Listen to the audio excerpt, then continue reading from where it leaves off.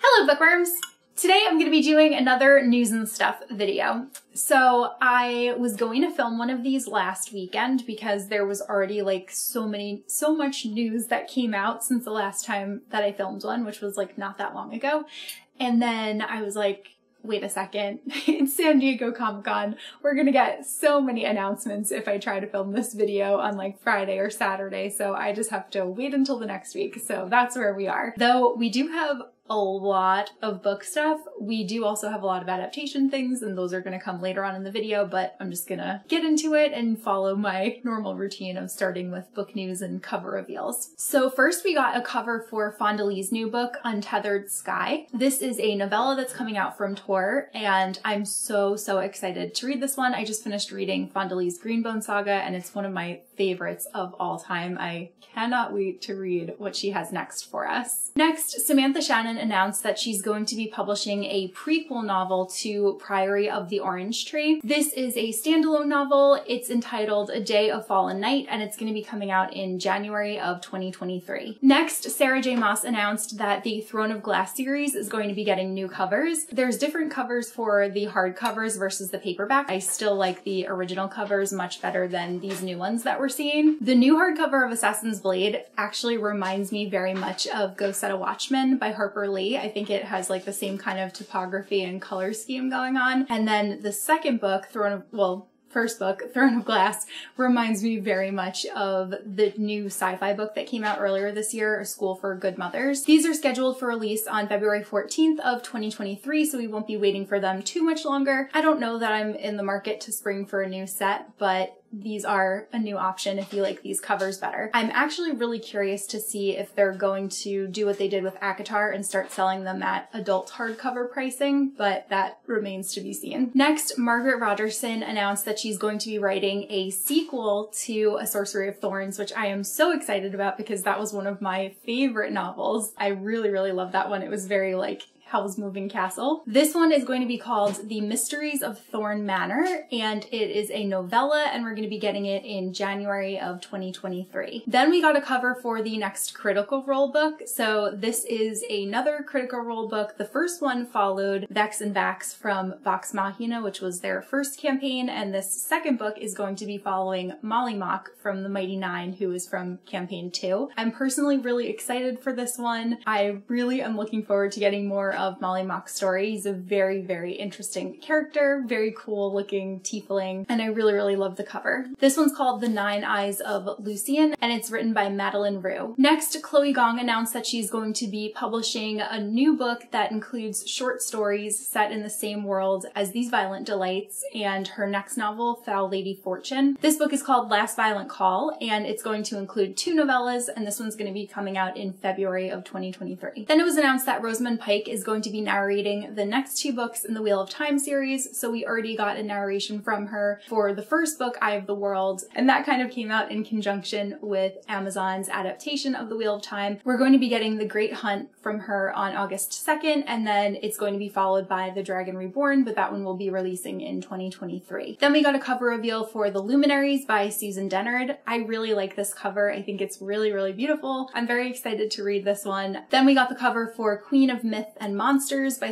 Scarlett Sinclair. This is the second book in the Adrian and Isolde series, the first one being King of Battle and Blood. I have this on my TBR, but I have not yet gotten to it. Then we got a cover for The Lake House by Sarah Beth Durst. This one I think looks absolutely amazing. The cover is so like retro, creepy, haunted vibes, and I am absolutely picking this one up when it comes out. Then we got a cover for Cherish by Tracy Wolff, and this is the 6th book in the Crave series. I actually read the first book like a month or 2 ago, and I'm definitely planning on picking up more of them. It has very like old school fun YA vibes. It's definitely not like the best written book that I've ever read, but it's very fun. So if you're looking for something light, I would definitely recommend checking these out if you feel like nostalgic for old YA reads. Then we got a cover for The Everstorms by Amanda Foody. This is the 3rd book in the Wild Lore series. This is Amanda's middle grade series. series, and Amanda has just been publishing so much recently between all of her YA books, her middle grade series, and now her newly announced Orbit Books adult fantasy series, and I am so excited to start picking these up. We also got a cover for Some Desperate Glory by Emily Tesh. This is Emily Tesh's debut adult novel, but you may recognize her name because she did publish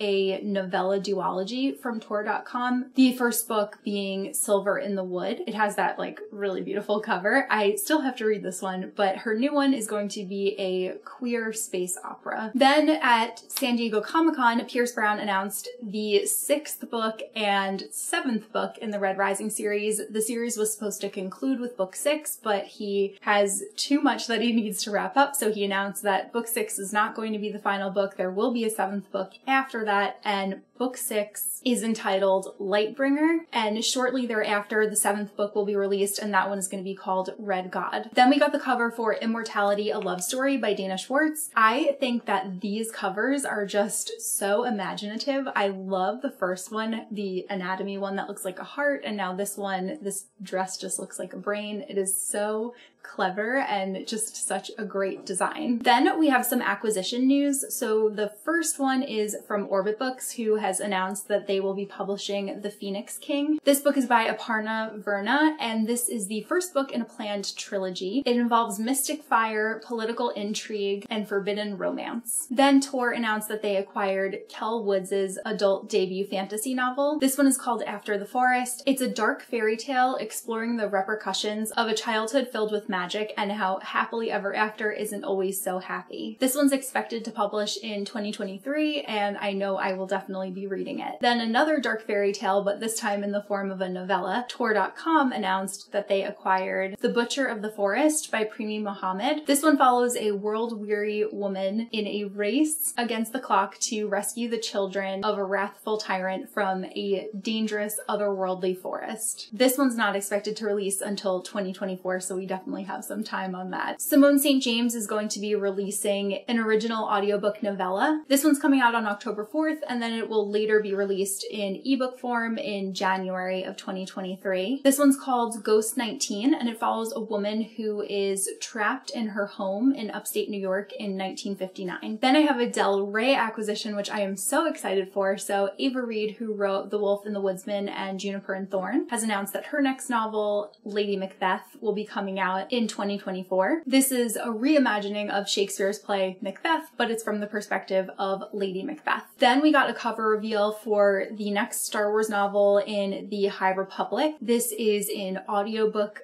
original, and it's also written by George Mann. It's called The Battle of Jedha, and if I had to guess, this will later be released in hardcover as they did with their previous audiobook originals. Then at San Diego Comic-Con, Beth Revis gave us a look at Princess Leia's full beautiful gown that you can get a glimpse of on the cover of The Princess and the Scoundrel. This book comes out very soon. I'm really excited to read it, and I really liked the full look at Leia's dress. It's just stunning. Then this is a little bit of like publishing news. So Daw Books, which was actually the first imprint that was ever solely dedicated to publishing science fiction and fantasy novels, has been purchased by Astra Publishing. It will also be the only SFF imprint at Astra, and they also announced that Astra is going to keep on the entire staff that is currently working at Daw. If you aren't familiar with them, you probably do know some of the books that they've published, one of the most popular and one of my favorites being The Name of the Wind. I'm really hoping that we'll get some news on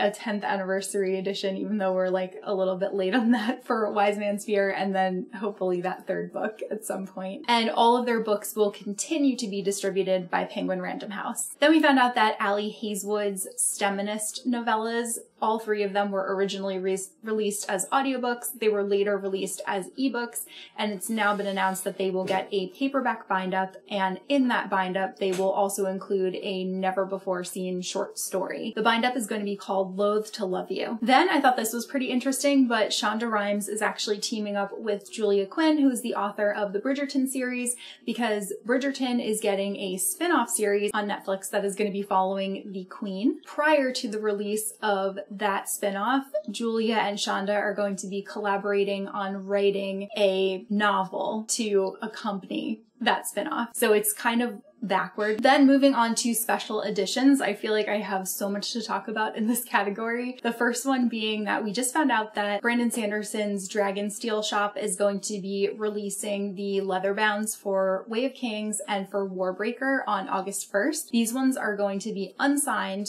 and I think either way, like, they're probably going to go pretty quickly. I know that in the past, anytime that they've released leather bounds, they sell out instantly. And then I have some good news for people like me who are obsessed with the Greenbone Saga by Fonda, but we found out that she is going to be releasing through Subterranean Press 3 novellas that were previously released through her Patreon, and then there's also going to be an original never before seen story. These are going to be released in a bind-up entitled Jade Shards, and it's going to be coming out in July of 2023, and I know I personally cannot wait to revisit this world. I finished reading Jade Legacy in July, and it was almost the death of me. And Kraken Book Co., who released the special edition illustrated covers for Stormlight Archive, has announced that the next series that they'll be working on is the Greenbone Saga by Fonda, so we can also expect those. Fonda has said that the adult hardcovers and the Illumicrate special edition hardcovers are relatively similar in size. These newly illustrated dust jackets should fit either edition. Then we found out that Belladonna by Adeline Grace is going to have a really beautiful naked hardcover, and this is only going to be for the first printing, so if you're interested in getting this copy, I would definitely recommend pre-ordering it. And additionally, Barnes & Noble is going to have their own exclusive edition. I personally like the regular one better that has the white cover, but the Barnes & Noble one is going to be purple. You can also currently pre-order the next collector's edition in the Dark Artifices series by Cassandra Clare, so Waterstones and Book Depository both have Lord of Shadows up there for pre-order. I think this is a really pretty cover.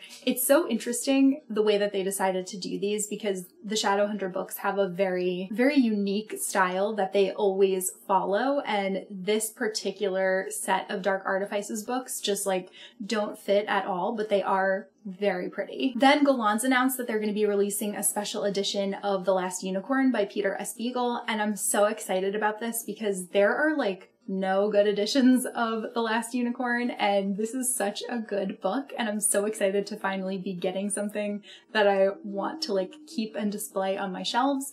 It is a really, really pretty black hardcover. It has beautiful purple pages, and the illustration on the front is gorgeous, and it's also going to have an introduction from Patrick Rothfuss. Then Fox and Wit announced that they will be releasing a special edition of Babel by R.F. Kuang. I really like their edition. I think it is really beautiful, and I'm really hoping that I will love Babel because I currently have the Fox and Wit one pre-ordered, the Illumicrate one, the Fairy Loot one, and the Waterstones one, so here's hoping I like that book. Fairy Loot is going to be doing a special edition of This Wicked Fate by Kaylin Barron. This is going to match their edition that was in the young adult box last year for This Poison Heart. I think that these covers are so gorgeous, and I really like the blue sprayed pages on this upcoming edition. Fairy Loot also announced a special edition for Forging Silver into Stars by Bridget Kemmerer. I love this. This is like one of the prettiest editions ever. I think whenever companies do like this galaxy type style, I just immediately fall for it. And I'm also really excited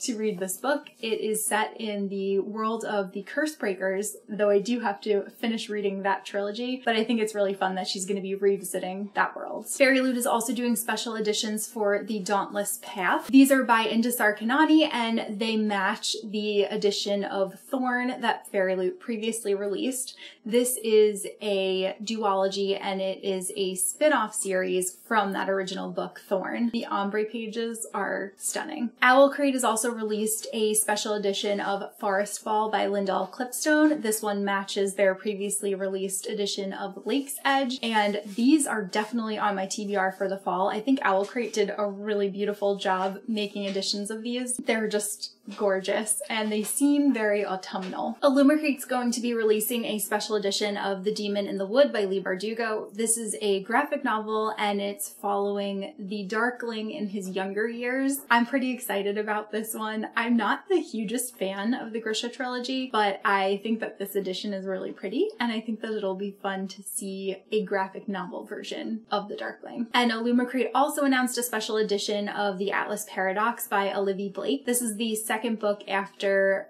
the Atlas 6, which I actually just started reading because I need to see if I enjoy it and if I need to buy the second one. And I'm kind of hoping that I will, because I do think this is a really gorgeous edition. There's also an ApollyCon special edition of From Blood and Ash by Jennifer L. Armentrout. ApollyCon is actually happening this weekend, so if you are a huge fan of that series, you can probably find one on eBay shortly after it concludes, but it's kind of like an inverse of the original cover where the foreground is mostly that red color and then all of the details are more blacks and charcoal grays. Empire of the Vampire by Jay Kristoff is also getting a special edition. This is a really, really pretty edition. It looks like a very old kind of book. I can't really tell if it's cloth bound, but that is the impression that I'm getting. I think it has a really beautiful design, and it's also going to have illustrations in it. I personally haven't read that book yet, but it seems like it's going to be pretty widely available. You can get it at Waterstones or Book Depository. And then finally moving on to adaptations and then a couple of other like fun fandom things that are in the works.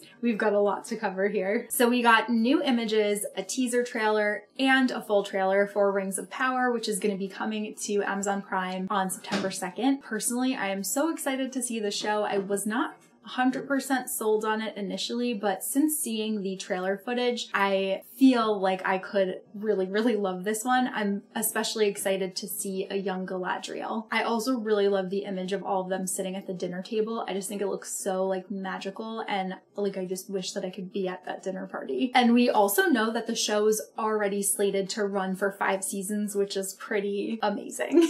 Amazon has also renewed The Wheel of Time for the 3rd season, and that's following in the footsteps of last year. They renewed Wheel of Time for a 2nd season before the 1st season premiered, and now it is renewed for season 3 prior to the release of season 2. We actually don't have a date yet for when we can expect the 2nd season of Wheel of Time. I also imagine that they'll kind of want to stagger it with Rings of Power, so knowing that that's coming in early fall, I could see Wheel of Time either coming very like late winter or potentially the beginning of next year. Then we got a full trailer for Netflix's upcoming adaptation of the Sandman series. I love this graphic novel series. It's actually like, I have a tattoo, if you can kind of see it there, of an Ankh, because Death was one of my favorite characters, and it's been so long since I've read them, but I'm really excited to see it brought to life. Andrew and I have been listening to the Audible audiobook version of Sandman, and that's been really fun. The trailer looks absolutely incredible, and I'm so excited, and I won't have to wait much longer because all 10 episodes are coming to Netflix on August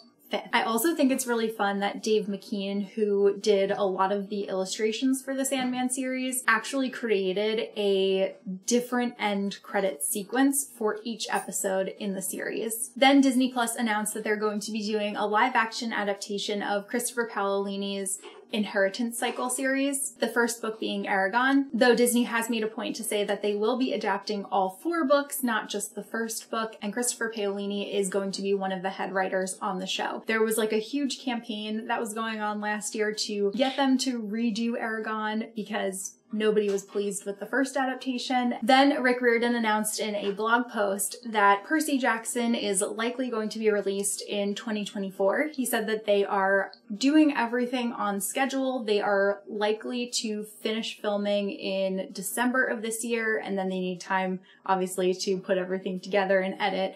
And his best guess is early 2024. Dune Part 2 has also begun filming. This is the 2nd movie in the Dune film franchise. It's coming to theaters on November 17th of 2023, and I guess that means that I really need to finally read the book and watch the first movie now. Then we got a trailer for Guillermo del Toro's adaptation of Pinocchio, and can we just talk about how beautiful this looks? Like, my breath was taken away just watching it. It looks so beautiful. I like the added element of having Ewan McGregor narrate, and it also looks like we're gonna get some very, very cool looking, like, witch wood spirit person. This is set to come to Netflix in December. Then Neil Gaiman's book, The Graveyard Book, is set to be adapted, which I'm really excited about because that's one of my favorites of his works. Disney's going to be doing the adaptation, and it's going to be written by David McGee. This will likely be live action, but we don't have full confirmation on that just yet. Then the Vampire Diaries co-creator Julie Plec, who's also working on Vampire Academy, which I am so excited for, Pixar is going to be adapting a couple of other YA novels, the first one being Victoria Schwab's Monsters of Verity duology. That's going to be adapted for Universal Television, and then she will also be adapting Running Out of Time, and that series is going to be called Clifton. Then we got an update at San Diego Comic-Con regarding the Avatar: The Last Airbender film. So I said in the last news video that the first animated film would focus on Kyoshi, but they have just announced that they changed their plans, and the first film is going to focus on Aang and his crew shortly after the ending of the Avatar: The Last Airbender animated series. I'm kind of hoping that they'll adapt one of the comics, like particularly The Search, but those are just so good. I would love to see any of those animated. And I do really hope that we will get a Kyoshi movie in the future. Then we got a trailer for the upcoming Dungeons & Dragons movie, Honor Among Thieves, and I'm so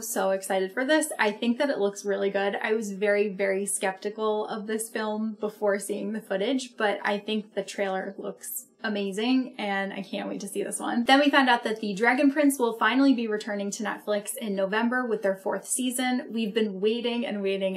The 3rd season premiered in 2019, which was like forever ago, and we're actually going to be doing a little bit of a time jump. The 4th season is going to start 2 years in the future from where the 3rd season left off, and it sounds like things are a little crazy. I don't want to give spoilers in case you haven't seen the seasons before, but we are going to be focusing on Averos, which is a character that I've been fascinated with since he was introduced. Netflix originally ordered 7 seasons of this series, so this is the 4th one, and then after this one premieres we'll have an additional 3 to look forward to, but hopefully the wait won't be as long between seasons. Then we got a trailer for season 3 of Star Trek Lower Decks, and I'm so excited for this, and I'm also really glad that Andrew and I watched all of the Star Treks before we started watching Lower Decks.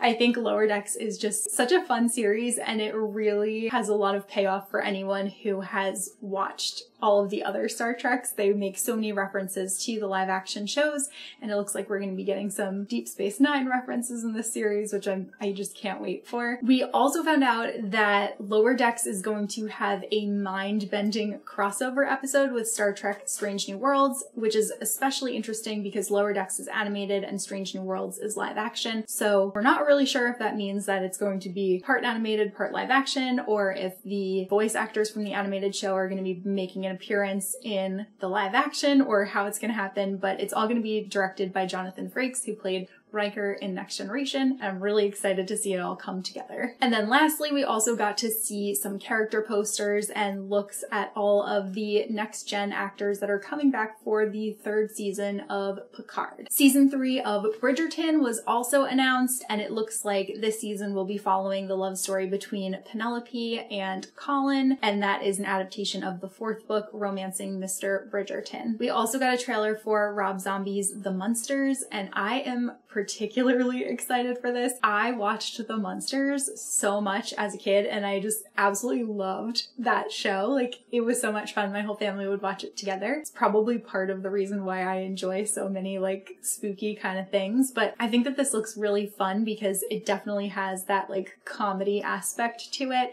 and I also really appreciate how they paid homage to the original with the like opening credit scene recreation of them all coming out the front door of the house. This is going to air on Netflix in September. We also found out that Only Murders in the Building has gotten renewed for a 3rd season, which I am also really excited about. I've been keeping up week to week on season 2. I really enjoyed season 1, and I'm very much looking forward to whatever mystery is going to happen at the Arcadia in season 3. And then we got a trailer for the final season of Lock and Key. This is a graphic novel series by Joe Hill and Gabriel Rodriguez. Andrew and I watched the 1st season. We haven't watched the 2nd season yet, so I haven't actually watched this trailer. We need to catch up on it, and this 3rd season is going to be the final season. And it's also coming really soon. It's going to be on Netflix on August 9th. Then, really exciting, but Studio Ghibli announced an August 10th date where they will begin selling tickets for the Studio Ghibli theme park. This is for guests who will be visiting in November. And they also released a full map of the park. And while I can't read anything that is on this graphic, I do like how many trees are in the park. I feel like that's very in line with Ghibli. Ghibli often talks about nature, and I think that having the park feel like a park versus an amusement park is definitely a good choice. We're also going to get a 1-character expansion for Marvel's Villainous. So I have in the past talked about the Disney Villainous games. I think that they're a lot of fun, and they did make a Marvel version of the game like a couple years ago. They actually just came out with a Star Wars version of the game too, but they're now releasing a new character for the Marvel version, and that character is Venom. So this is just a single character. In order to play using this character, you would need to have a copy of the base game, but it's going to be released exclusively on Amazon in October, followed by a wider release in November. Then Asmodee is releasing a Stranger Things card game entitled Attack of the Mind Flayer. This is a card game for 4 to 10 players, and it pits 2 teams against each other, and both teams are going to be in a race against each other to figure out who's been possessed by the Mind Flayer. Then Hasbro is going to be turning Wordle into a board game. It's going to be called Wordle the Party Game, and it's going to be for 2 to 4 players, and you'll be competing against each other to figure out word puzzles. Then I have 3 just like ridiculously over the top expensive fandom things that have been announced, and I just like am so curious who the market is for these things, because while they are very cool, like who is buying these? The first one is a collaboration between Jimmy Choo and Sailor Moon. Jimmy Choo is going to be releasing these incredibly beautiful rhinestone Sailor Moon boots, but they are $15,000. So definitely out of my price range. Also, even if you could afford these, I don't really know when you would wear them. They are not your everyday boots, but they're still pretty to look at. Then Marvel announced gemstone replicas of the Infinity Stones, and they'll have one for each of the 5 Infinity Stones, and you can get them for the low price of $25 million. Who is buying this? I'm just so curious. Like, beautiful, really cool, but realistically, like, are we producing one of these and it's going in a museum? Like, I don't know anyone that has $25 million. And if they did, I don't know that this is where they would spend it. And then also, we found out about an animatronic Baby Yoda toy, which again, looks super cool.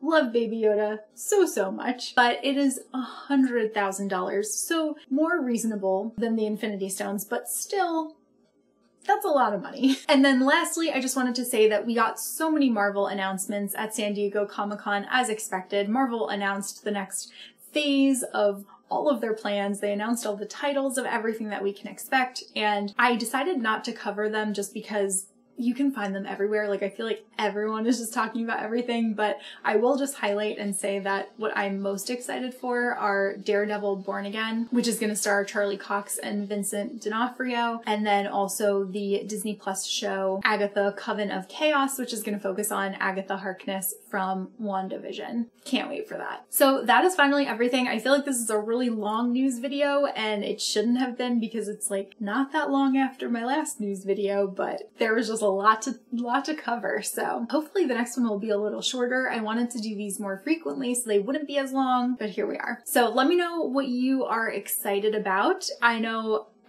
like I'm excited about almost everything that I talked about. I have so many books pre-ordered. It's like unreal at this point. I feel like we're just in the golden age of like adaptations and special editions, and it's a good time to be a book lover. But that's all that I have for this video, and I will see you guys soon in a new one. Bye!